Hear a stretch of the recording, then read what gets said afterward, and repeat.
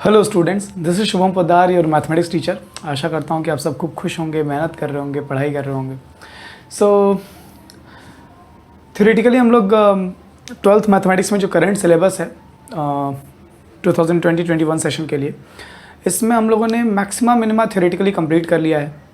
Application of derivative वाला chapter भी पूरी तरह से एंड पर है।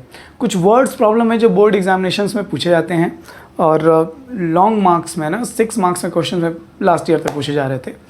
तो इन क्वेश्चंस को समझना, देखिए क्वेश्चंस में कुछ रहता नहीं, बट फिर भी ये क्वेश्चंस स्टूडेंट्स के लिए, जितना कि मैं पिछले कई सालों से पढ़ा रहा हूँ, तो हर साल स्टूडेंट्स को इस तरह के क्वेश्चंस को अप्रोच बैठाने में, अंडरस्टैंडिंग में थोड़ी प्रॉब्लम होती है। तो मैं कोशिश करूँगा कि मैं ज़्यादा से ज़्यादा वैरायटी ऑफ क्वेश्चंस इसमें डिस्कस कर सकूँ आपके साथ। Okay, so here we go. Our first question is find two numbers whose sum is 24 and whose product is as large as possible. ये NCERT क्वेश्चंस है। हमें ऐसे दो नंबर खोजने हैं जिनका सम तो 24 हो, लेकिन प्रोडक्ट जितना हो सके मैक्सिमम रहना चाहिए।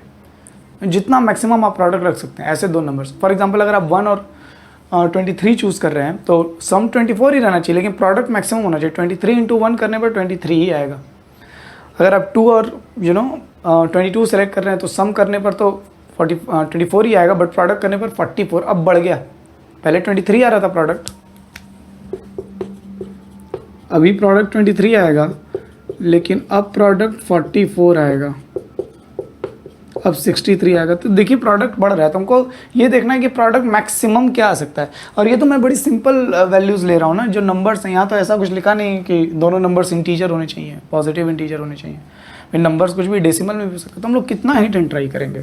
हम ऐसे दो नंबर्स कैसे खोज सकते हैं, फाइंड कर सकते हैं, जिनका सम तो फिक्स हो, बट जिनका प्रोडक्ट मैक्सिमम हो, जितना हो सके, जितना पॉसिबल मैक्सिमम हम बना सकते हैं।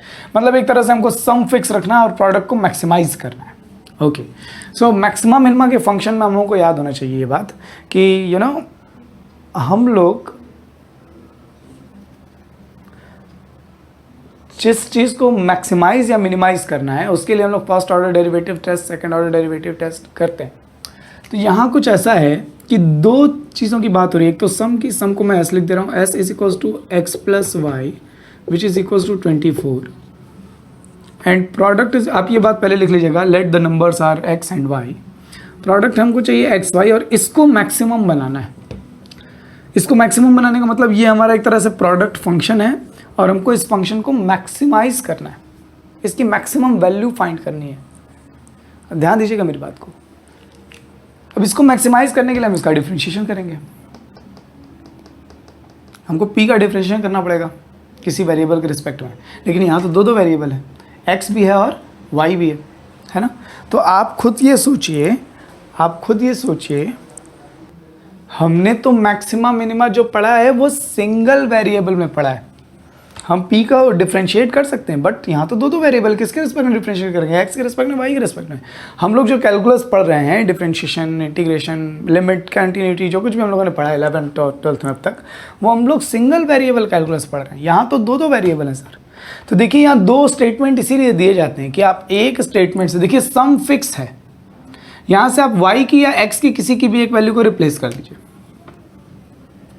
बहुत अच्छे से अंडरस्टैंडिंग बनाइएगा। बात क्वेश्चन सॉल्व करने की नहीं है, बात है कि मैक्सिमा मिनिमा को, जो डेरिवेटिव टेस्ट हैं, उनको हम इन वर्ड्स प्रॉब्लम में कैसे देख रहे हैं, है ना। कौन फंक्शन है, किस फंक्शन को maximise minimise point of view से देखना है, किस फंक्शन को कांस्टेंट फंक्शन की तरह। ये कांस्टेंट फंक्शन है, s जो है हमारा, ये दोनों का सम, ये जो फंक्शन है, जो दोनों नंबर का सम है, ये कांस्टेंट फंक्शन है 24, ये फिक्स्ड है। और ये जो प्रोडक्ट फंक्शन है ये वेरिएबल फंक्शन है, और हमें इसी को मैक्सिमाइज या मिनिमाइज, है ना, इस केस में मैक्सिमाइज करना है। तो प्रोडक्ट की भी जगह मैं लिखूंगा, अब x इंटू वाई की जगह आप लिख लीजिए 24 माइनस एक्स। या तो आप y को रिप्लेस कर लीजिए या तो x को रिप्लेस कर लीजिए, दोनों में से कोई प्रॉब्लम नहीं है। अब ये हमारा फंक्शन जो है, ध्यान दीजिए आप, 24x माइनस एक्स स्क्वायर। अब ये हमारा फंक्शन सिंगल वेरिएबल में x में बन गया है। अब हम करेंगे इसका डिफ्रेंशिएशन, हमको इसको मैक्सिमम लाना है। D upon d x is equals to, यह आ जाएगा 24 माइनस 2x। हमको ये जानना है कि ये फंक्शन किस, है ना, x की कौन सी वैल्यू पर ये फंक्शन मैक्सिमम होगा। फॉर, यहाँ कर लेते हैं, फॉर मैक्सिमम ऑफ पी मतलब ये product function for maximum of p dp upon dx must be equal to zero. याद कीजिए फर्स्ट ऑर्डर डेरिवेटिव टेस्ट है, एफ डैश एक्स जो है पहला फर्स्ट ऑर्डर डेरिवेटिव जो है वो जीरो होना चाहिए। अच्छा मतलब 24 माइनस 2x जीरो होना चाहिए, मतलब 2x जो है वो 24 आ गया और x की वैल्यू 12 आ गई। एक्चुअली यहाँ फॉर मैक्सिमम नहीं लिखना चाहिए मुझको, mathematically for extreme value of p, मतलब इस dp बाई dx जो फर्स्ट डेरिवेटिव है वो जीरो तो मैक्सिमा पर भी होता है मिनिमा पर भी होता है। तो हम तो एक्सट्रीम वैल्यू के लिए पहले फर्स्ट ऑर्डर डेरिवेटिव जो हमने निकाला उसको हम जीरो किए और वहाँ से x की वैल्यू निकाले, क्या आ रही है 12। मतलब ये वो वैल्यू है जिस पर प्रोडक्ट फंक्शन ये जो है यानी कि ये या तो मैक्सिमम होगा या तो मिनिमम होगा। अब हमको ये कैसे पता चलेगा सर, हमको तो मैक्सिमम चाहिए, हमको ये कैसे पता चलेगा कि इस वैल्यू पर ये मैक्सिमम ही है, तो हम निकालेंगे second order derivative test d2p upon dx square. दोबारा डिफरेंशिएशन ये dp बाई dx था, इसका दोबारा डिफरेंशिएशन कीजिए। 24 का डिफरेंशिएशन 0 माइनस 2x का differentiation -2 which is negative which is less than 0। अगर आपको याद है डबल डेरिवेटिव टेस्ट जो सेकंड ऑर्डर डेरिवेटिव टेस्ट है, डबल डेरिवेटिव बोल दिया, जो सेकंड ऑर्डर डेरिवेटिव टेस्ट है, अगर सेकंड ऑर्डर डिफरेंशिएशन नेगेटिव आ रहा है, ठीक है, ये तो हर पॉइंट पर नेगेटिव है, d2p बाई dx स्क्वायर जो दूसरा डिफरेंशिएशन कर रहे हैं इसको जो दोबारा x के रिस्पेक्ट में डिफरेंशिएशन किया तो ये नेगेटिव आ रहा है। नेगेटिव आने का मतलब ये हुआ कि ये फंक्शन हमेशा x की आप कोई भी वैल्यू देखिए यहाँ ये x पर ये जो सेकंड ऑर्डर डिफरेंशिएशन आया है ये -2 आ रहा है, ये x की वैल्यू पर डिपेंड नहीं कर रहा है, ये x की वैल्यू से फ्री है। मतलब dp by dx is equal to zero, जहाँ पर भी dp बाई dx जीरो, जिस पॉइंट पर फर्स्ट ऑर्डर है ना फर्स्ट डिफरेंशिएशन जीरो है, या जिस पॉइंट के लिए dp बाई dx है ना प्रोडक्ट फंक्शन का डिफरेंशिएशन फर्स्ट डेरिवेटिव जीरो है, उस पॉइंट पर ये मैक्सिमम ही होगा, मिनिमम का कोई चांस ही नहीं है। क्यों? क्योंकि यहाँ d2p बाई dx स्क्वायर जो है सेकेंड ऑर्डर डिफरेंशिएशन जो है वो x पर डिपेंड ही नहीं कर रहा है, वो सीधे सीधे नेगेटिव आ गया, और नेगेटिव है तो x की जो भी वैल्यू आई यहाँ पर वो आपका, hence x is equals to 12 is a point of maxima, x is equal to 12 point of maxima, मतलब वो पहला नंबर तो 12 होगा और दूसरा नंबर इसका मतलब अगर ये 12 है तो y भी क्या होगा 12 होगा। Hence the numbers are 12 and 12, ये अगर 12 है तो ये भी 12 होगा, आप यहाँ से निकाल सकते हैं। And the maximum value of product, maximum value of p, और इसकी मैक्सिमम वैल्यू p की 12 इंटू 12 144 होगी। मतलब ऐसे दो नंबर्स जिनका सम 24 रखना हो और उनके प्रोडक्ट को मैक्सिमम रखना होगा वो सिर्फ तभी पॉसिबल है जब आप दोनों नंबर्स 12 और 12 12 और 12 लेंगे। मतलब ऐसे दो नंबर्स जिनका सम 24 हो 24 हो उनका प्रोडक्ट 144 से ज़्यादा आ ही नहीं सकता। आप चाहें तो कोई भी डेसिमल में जैसे भी आपको दो नंबर्स चूज़ करने हो आप नंबर्स रख करके देखिए कि क्या आप ऐसे दो नंबर्स चूज़ कर सकते हैं जिनका सम 24 हो लेकिन प्रोडक्ट 144 से 144 से ज़्यादा हो जाए। And this will not be possible. ठीक है, वो इसलिए है क्योंकि मैथमेटिक्स कह रही है। ठीक है, मैथमेटिक्स में थ्योरीज नहीं होती, कोई कहानी नहीं होती, जो है लॉजिकल है, रिजनेबल तरीका। आप देखिए साइंस की theories time to time change हो जाती हैं, यू नो। साइंस में चीज़ें, अजम्पशंस जो हैं, थ्योरी जो हैं, ऑब्जर्वेशंस है ना, जो चीज़ मैथमेटिकली नहीं है जिसका साइंटिस्ट अंदाज़ा लगाते हैं कि हाँ कुछ इस तरह की चीज़ होगी, थ्योरी जिसको कहते हैं, वो चीज़ टाइम टू टाइम चेंज हो जाती है। बट मैथ्स में ऐसा नहीं। अगर मैथ्स कह रही है कि भाई लॉजिकल तरीके से कि भाई इन दोनों का प्रोडक्ट 144 ही मैक्सिमम होगा और 12 पर होगा, तो this is the final. I hope आपको क्वेश्चन समझ में आया। मेक श्योर कि आप बात समझें कि क्यों हम सेकेंड ऑर्डर डिफरेंशिएशन और ऐसे क्यों लगा रहे हैं हम एग्जामिनेशन में। ठीक है, just take a screenshot of this. Okay, so this one is our second question, और ये क्वेश्चन ज्योमेट्री से रिलेटेड। अभी हम लोगों ने नंबर का अलजेब्रा का क्वेश्चन सॉल्व किया, नंबर थ्योरी पे, मैक्सिमा मिनिमा से रिलेटेड है ना। तो अगर आप यहाँ पर देखें तो यहाँ ये क्वेश्चन क्या कह रहा है, show that of all the rectangles inscribed in a given circle. अगर हम एक सर्कल में जितने भी रेक्टेंगल इंस्क्राइब कर सकते हैं, देखिए दुनिया भर के इनफाइनाइटली मैनी रेक्टेंगल्स आप इंस्क्राइब कर सकते हैं। ऐसे भी इंस्क्राइब होगा रेक्टेंगल, यू नो, ऐसे भी इंस्क्राइब होगा रेक्टेंगल, है ना, डिपेंडिंग अपॉन कि उसके लेंथ और ब्रेथ का रेशियो किस तरह से वेरी करता है। दुनिया भर के rectangles, infinitely many rectangles inscribe हो सकते हैं एक सर्कल में। ये कह रहा है कि उन सारे रेक्टेंगल्स में जो एक सर्कल में इंस्क्राइब हो सकते हैं, the square has the maximum area. याद रहे, square is a particular case of rectangle. इसका कहना यह है कि जितने भी आप रेक्टेंगल्स बनाएंगे एक सर्कल में, उन सारे रेक्टेंगल के एरियाज उस, है ना, आप अभी मैंने यहाँ बनाया एक रेक्टेंगल यहाँ, है ना, जिसकी लेंथ काफ़ी ज़्यादा हो, है ना, फिर ऐसे धीरे धीरे करके, यू नो, फिर से बनाना पड़ेगा यार। एक रेक्टेंगल ऐसे बन गया, एक रेक्टेंगल ऐसे बन गया, है ना, एक रेक्टेंगल ऐसे बन गया, एक ऐसे, यू नो।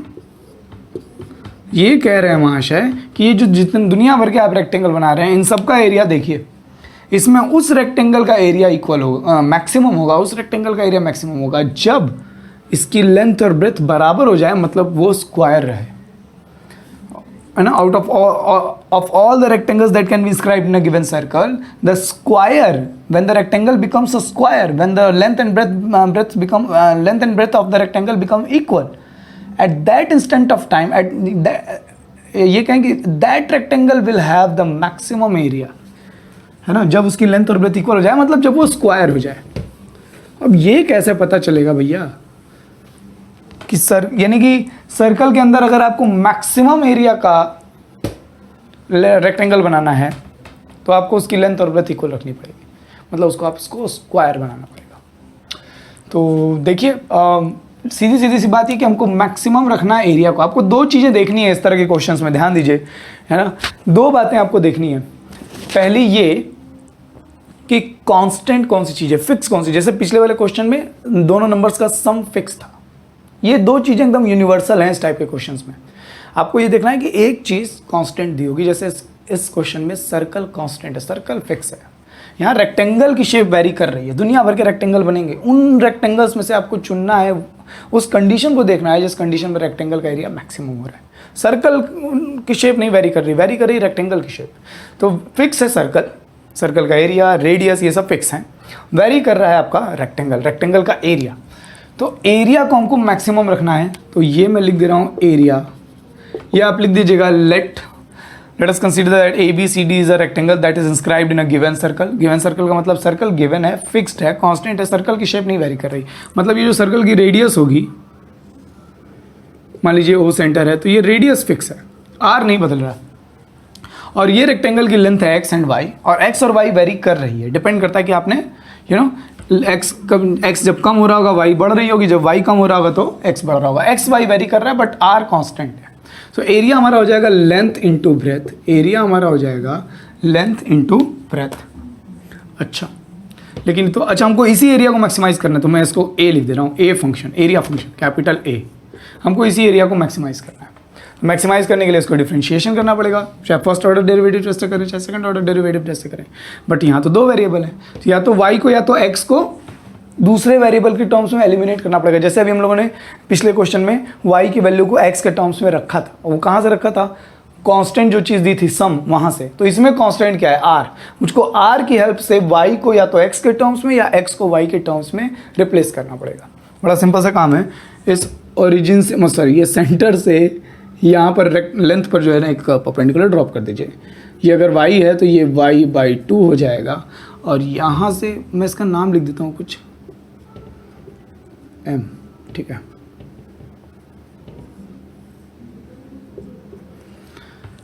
अच्छा, तो हम लोग क्लियरली देख सकते हैं कि a की वैल्यू मैं y को ही रिप्लेस कर रहा हूँ, ठीक है, मैं y को ही रिप्लेस कर रहा हूँ। ये अगर x है तो ये आ जाएगा हमारा x/2, और थोड़ा सा रुक जाते हैं। पहले यहाँ पर मुझको दिखाई दे रहा है in triangle OMA r² is equals to y²/4 plus x²/4, है ना, perpendicular square plus base square is equals to hypotenuse square. तो यहाँ से मुझको दिखाई दे रहा है 4r² is equals to y² plus x², और यहीं से मैं, यू नो, यहीं से मैं y² की वैल्यू निकाल लेता हूँ। मैंने y² की वैल्यू निकाल ली, 4r² minus x², 4r² minus x² मतलब y की वैल्यू आ गई √4r² माइनस x²। ये y की वैल्यू है, ये y की वैल्यू है। अब नाउ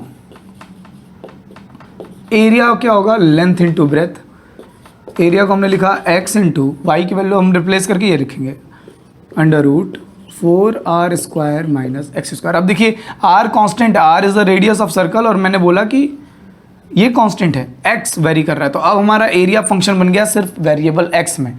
अब मैं इसको मैक्सिमाइज बनाऊंगा, मैं देखूंगा कि ये कैसे मैक्सिमम है, तो डिफरेंशिएशन करेंगे, है ना, फॉर मैक्सिमा और मिनिमा, या इस केस में कहें तो सिर्फ मैक्सिमा dA बाई dx, हम x के रिस्पेक्ट में डिफरेंशिएशन कर रहे हैं। अगर आपने y के टर्म्स में फंक्शन बनाया तो y के रिस्पेक्ट में डिफरेंशिएशन करेंगे, अगर आपने x के टर्म्स में फंक्शन बनाया तो आप x के रिस्पेक्ट में डिफरेंशिएशन करेंगे। आपको मालूम है ये प्रोडक्ट रूल लगेगा यहाँ पे, x को मैं छोड़ दे रहा हूँ और इसका डिफरेंशिएशन करूँगा तो 1 अपॉन, और मैं ये उम्मीद कर रहा हूँ कि डिफरेंशिएशन में आप बिल्कुल डिफरेंशिएशन में आपको एकदम मौज आ गई हो और आप बड़े आराम से ये सब डिफरेंशिएशन कर पा रहे हो। 4r स्क्वायर का डिफरेंशिएशन करूंगा 0 आएगा, माइनस एक्स स्क्वायर का डिफरेंशिएशन करूंगा माइनस 2x आएगा, प्लस अब रूट वाले फंक्शन को छोड़ देंगे 4r square minus x square, और x का डिफरेंशिएशन करूंगा तो 1 आ जाएगा। ये वाला 2 और ये वाला 2 कैंसिल हो जाएगा, ये आ गया आपका minus x square dA by dx is equals to, इसको एलसीएम ले लीजिए, ये आ गया आपका माइनस एक्स स्क्वायर प्लस इसका और इसका मल्टीप्लाई होगा, रूट हट जाएगा 4r square minus x square upon under root 4r square minus x square. अब ये अभी हमारा dA बाई dx आया, ये minus x square minus 2x square हो जाएगा। For extreme value of, for extreme point of area, है ना, एरिया के एक्सट्रीम पॉइंट के लिए dA बाई dx क्या होना चाहिए, 0 होना चाहिए। dA by dx must be equal to 0, और dA बाई dx तो ये है, मतलब minus 2x square plus 4r square upon under root 4r square minus x square, 4r square minus x square, ये होना चाहिए क्या, 0। भाई ये तो पूरा उधर 0 में चला जाएगा। और देखिए r कांस्टेंट है, x की वैल्यू हम निकालेंगे r के टर्म्स में, तो x की वैल्यू ये तो 0 हो गया, और मुझको दिखाई दे रहा है एक्स स्क्वायर आ जाएगा आपका 2 कॉमन लेकर के, ये 2r square, x square will come to be 2r square, x square is equals to 2r square, तो यहाँ से x की वैल्यू आ जाएगी आपकी अंडर रूट 2r। ठीक है, x की वैल्यू आ गई हमारी अंडर रूट 2r। ये वो पॉइंट है, ये x की वैल्यू, ये वो पॉइंट है, मतलब जब मैं सर्कल के रेडियस का रूट 2 टाइम्स लूंगा, सर्कल के रेडियस का रूट 2 टाइम्स लूंगा, x की वैल्यू मतलब रेक्टेंगल की लेंथ सर्कल के रेडियस का रूट 2 टाइम्स हो, उस कंडीशन में ये जो एरिया है वो, है ना, इस पॉइंट पर, यानी कि जब रेक्टेंगल की लेंथ जो है वो सर्कल के रेडियस का रूट 2 टाइम्स हो, उस सिचुएशन में ये एरिया या तो मैक्सिमम है या मिनिमम है। अभी हमको ये नहीं मालूम, अभी हमको बस ये मालूम चला है कि इस पॉइंट पर dA बाई dx 0 है। अभी हमको ये नहीं मालूम चला कि ये इस पॉइंट पर ये मैक्सिमा है या मिनिमा है। अब ये चेक करने के लिए मैं इसका सेकंड डेरिवेटिव करूंगा, ठीक है। सो मेक श्योर कि आप पहले यहां तक की बातें अच्छे से नोट कर लें। Just take a screenshot of this. Okay, तो मुझे अब d2a by dx square second order differentiation निकालना है, d2a बाई dx स्क्वायर, इसी को दोबारा डिफरेंशिएशन करना है विद रिस्पेक्ट टू x। तो ये आपको दिखाई दे रहा है कि ये माइनस 2x स्क्वायर है ना, मैं अब इसको एडिट कर दे रहा हूँ थोड़ा सा यार, ये माइनस एक्स स्क्वायर और x square minus 2x square हो जाएगा। तो ये क्वोशिएंट रूल लगेगा यहाँ, डिनोमिनेटर इनटू न्यूमरेटर का डिफरेंशिएशन इस तरीके से, है ना। तो under root 4r square minus x square into numerator का डिफरेंशिएशन, तो इसका डिफरेंशिएशन तो 0 होगा, इसका डिफरेंशिएशन करूंगा तो माइनस 4x आ जाएगा, प्लस नहीं sorry not plus, minus numerator minus 2x square plus, अगर यहाँ स्पॉट पड़ रहा हो तो मेरी आवाज़ से समझ जाइएगा कि मैं क्या लिख रहा हूँ। ये लिखा हुआ है under root 4r square minus x square in bracket minus 4x minus in bracket minus 2x square plus 4r square. I mean you know the quotient rule, okay. आपको जानते हैं कि क्वोशिएंट रूल क्या है डिफरेंशिएशन का, आप खुद भी कर सकते हैं ये चीज़। और उसके बाद हम लोग करेंगे डिनोमिनेटर का डिफरेंशिएशन। तो डिनोमिनेटर का डिफरेंशिएशन करने पर आएगा 1/2 times under root 4r² minus x square, 4r² minus x square. उसके बाद अंदर वाले फंक्शन का 4r² का करेंगे डिफरेंशियल 0 और माइनस एक्स स्क्वायर का डिफरेंशियल करूँगा तो माइनस 2x अपॉन ये डिनोमिनेटर का square that is 4r² minus x square. Denominator का स्क्वायर करेंगे तो ये आ जाएगा भाई। ओके, तो ये d2a/dx² इतना लंबा चौड़ा फंक्शन जो आपको दिखाई दे रहा है, इतना बल्कि सा, तो ये मुझको दिखाई दे रहा है minus 4x under root 4r² minus x square. ये वाला माइनस और ये वाला माइनस प्लस हो जाएगा, ये 2 कैंसिल हो जाएगा, प्लस इस x का अंदर मल्टीप्लाई कर लेते हैं, minus 2x³ plus 4r²x upon under root में 4r² minus x square upon ये आ गया आपका 4r² माइनस एक्स स्क्वायर। यहाँ अब हम एलसीएम लेंगे, ये under root 4r² minus x square नीचे आ जाएगा, तो इसका इससे मल्टीप्लाई होगा, रूट हट जाएगा और उसके बाद इसका अंदर मल्टीप्लाई हो जाएगा, तो ये आ गया हमारा minus 16xr² plus 4x³ plus 4r²x minus 2x³ upon ये वाला फैक्टर और ये स्क्वायर रूट वाला 4r² माइनस एक्स स्क्वायर, ये पावर 1 और ये पावर 1/2 पावर 3/2 हो जाएगी। ये आ रहा है हमारा d2a/dx²। इसमें काफ़ी कुछ ऐड होता दिखाई दे रहा है, 4x³ minus 2x³ plus 2x³ हो जाएगा और ये 16 और प्लस 4 माइनस 12 आ जाएगा। अब इसको हमको चेक करना है कि ये चीज़ जो है, ये चीज़ d2a/dx², ये x is equal to under root 2r पर, इस पॉइंट पर ये जो सेकेंड ऑर्डर डिफरेंशिएशन है ये पॉजिटिव है या नेगेटिव है। तो मैं फिर से नीचे वाली पोर्शन को इरेज कर रहा हूँ, ठीक है। Okay,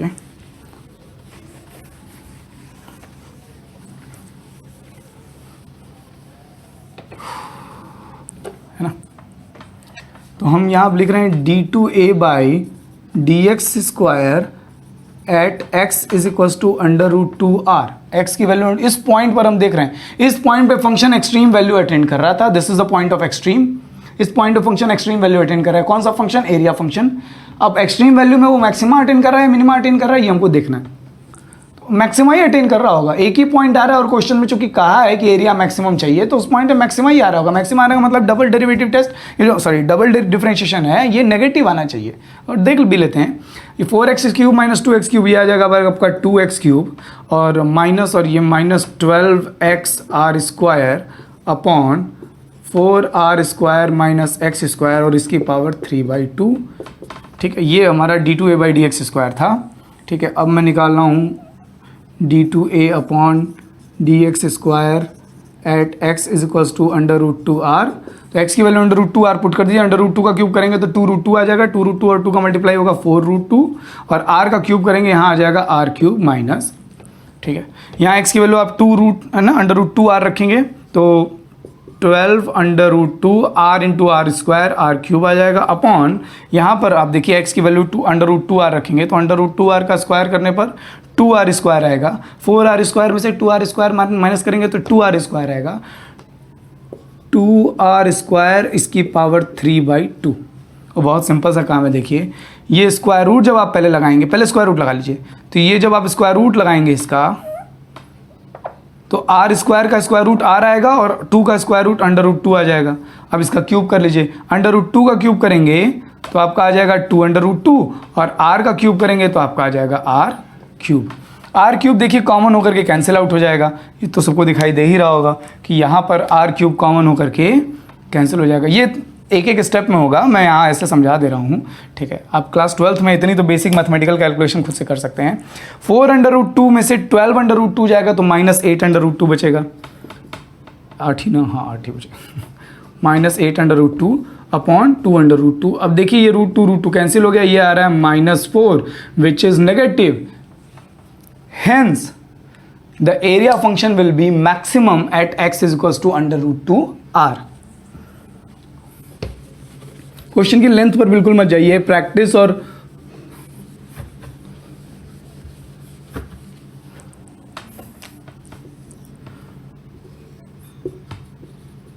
hence the area function will be maximum at x is equals to under root 2r। मतलब जब लेंथ की वैल्यू, रेक्टेंगल का लेंथ जब रेडियस के रूट 2 टाइम्स के बराबर होगी, उस समय रेक्टेंगल का एरिया मैक्सिमम आ रहा है। तो इस समय जब रेक्टेंगल का एरिया मैक्सिमम है, मतलब जब रेक्टेंगल की लेंथ सर्कल की रेडियस का रूट 2 टाइम्स है, इस टाइम पर रेक्टेंगल की ब्रेथ कितनी है? y देखिए कैसे हम लोगों ने निकाला था, y की फॉर्मूला निकाला था ना, y is equal to 4r under root 4r square minus x square. तो x की वैल्यू रखिए अंडर रूट 2r रखेंगे, स्क्वायर करेंगे 2r स्क्वायर आएगा, 4r स्क्वायर में से 2r स्क्वायर जाएगा, 2r स्क्वायर बचेगा, स्क्वायर रूट लेंगे तो अंडर रूट 2r ही आएगा। अरे ये तो ब्रेथ, जब इस पॉइंट पर हम ब्रेथ निकाले, y की वैल्यू निकाले, तब तो ये और लेंथ और ब्रेथ क्या आ गई? इक्वल आ गई। इसका मतलब क्या हुआ? सबसे पहली चीज हमने एरिया का फर्स्ट ऑर्डर डिफरेंशिएशन करके उसको जीरो किया, ये चेक करने के लिए कि किस पॉइंट पर area function extreme value attain कर रहा है। तो हमको मिली value x is equal to under root 2r। हमने ये जानना चाहा कि x is equal to under root 2r पर, मतलब जब रेक्टेंगल, इंस्क्राइब्ड रेक्टेंगल की लेंथ सर्कल की रेडियस का रूट 2 टाइम्स थी, उस पॉइंट पर एरिया मैक्सिमम है या मिनिमम है। तो हमने सेकेंड ऑर्डर डिफरेंशिएशन किया। सेकेंड ऑर्डर डिफरेंशिएशन जब हम फाइनली सिंप्लीफाई कर ले गए, तो सिंप्लीफाई करने के बाद हमने x की वैल्यू रखी अंडर रूट 2r, और उस पर हमको सेकेंड ऑर्डर डिफरेंशिएशन नेगेटिव आया -4। तो नेगेटिव आना हमको ये साफ साफ बता रहा था कि ये जो पॉइंट था x is equal to under root 2r, मतलब ये जो सिचुएशन है जब रेक्टेंगल की लेंथ सर्कल की रेडियस का रूट 2 टाइम्स है, इस समय रेक्टेंगल का एरिया नेगेटिव आना, डबल डिफरेंशिएशन नेगेटिव आना, ये बताता है कि इस समय रेक्टेंगल का एरिया मैक्सिमम था। अब इस समय अगर रेक्टेंगल का एरिया मैक्सिमम था, तो इस सिचुएशन में रेक्टेंगल की ब्रेथ कितनी थी? तो हमने y की वैल्यू निकाली, y की वैल्यू भी अंडर रूट 2r ही आ रही है। इसका मतलब इस समय रेक्टेंगल की लेंथ और ब्रेथ इक्वल है। इसका मतलब सर्कल में इंस्क्राइब्ड जितने भी रेक्टेंगल हैं, उसमें उन रेक्टेंगल का एरिया, जब आप मैक्सिमम एरिया वाला रेक्टेंगल खोजेंगे, तो वो रेक्टेंगल एक स्क्वायर होगा जिसकी लेंथ और ब्रेथ सर्कल की रेडियस के रूट 2 टाइम्स के इक्वल होगी। Just take a screenshot of this. No more explanation needed, okay? I hope चाहे कैलकुलेशन हो चाहे एक्सप्लेनेशन हो, वो प्रॉपरली बता दी है मैंने, और आपको बात समझ में आनी चाहिए। मैं हर बार कहता हूँ, क्वेश्चन सॉल्व होना इंपॉर्टेंट नहीं है, इंपॉर्टेंट है समस्या समझ में आनी। अगर आप सिचुएशन विजुलाइज कर पाएंगे, हाँ सर्कल है उसमें इस तरीके से रेक्टेंगल, ठीक है। अप्रोच क्या रहता है? एक कांस्टेंट कंडीशन दी रहती है, एक कंडीशन कांस्टेंट के लिए रहती है, जिससे आपको कांस्टेंट का, जैसे इसमें सर्कल है, रेडियस है, और एक ऐसा फंक्शन होगा जिसको मैक्सिमम या मिनिमम बनाने के लिए कह रहा होगा, और आपको बस वहीं पर खेलना है। 2-4 सवाल आपने प्रैक्टिस की तो आपको ये समझ में आ जाएगा कि इस तरह के क्वेश्चंस को टैकल कैसे करना है, और जैसे ये समझ में आ गया, उसके बाद सिर्फ प्रैक्टिस रह जाती है। एनसीईआरटी के चुन के क्वेश्चंस लगाइए वर्ड्स प्रॉब्लम पर, इसमें से एक लॉन्ग क्वेश्चन एग्जाम में आपके रहेगा ही रहेगा। और अगर कोई प्रॉब्लम हो तो कमेंट करके पूछ सकते हैं। खूब खुश रहिए, खूब मेहनत करते रहिए। बाय।